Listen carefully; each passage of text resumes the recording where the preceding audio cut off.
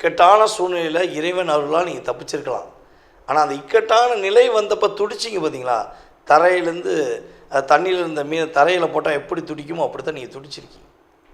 அப்போ இந்த மாதம் நீங்கள் எக்காரணத்தை கொண்டும் கடன் சம்பந்தப்பட்ட விஷயங்களை அதாவது தலையிடுவதை தவிர்க்கணும்.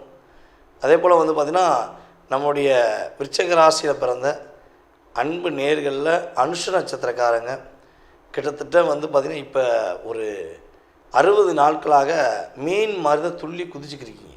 ஐயோ இப்படி நம்ம தரையில் போட்டாங்களே, இப்படி நம்மளை தனித்து விட்டுட்டாங்களே, நம்ம ஒரு நல்ல நிலைமைக்கு வந்துடுவோன்னு எதிர்பார்த்தோமே, நம்மளை ஏன் இப்படி படுத்துகிறாங்க அப்படின்னு சொல்லி மனசார நீங்கள் ஃபீல் பண்ணுறீங்க.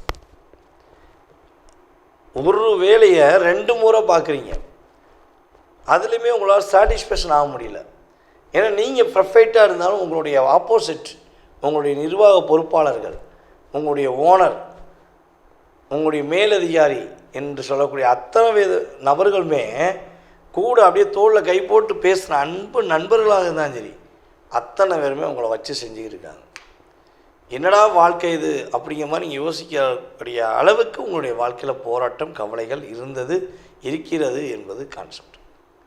அப்போ இந்த நிலையிலிருந்து நீங்கள் மாறணும், இந்த நிலையிலிருந்து நீங்கள் ஒரு வெற்றி பெறணும் அப்படின்னு நினச்சா நான் சொல்கிற வழிபாடை மனசார பண்ணுங்கள்.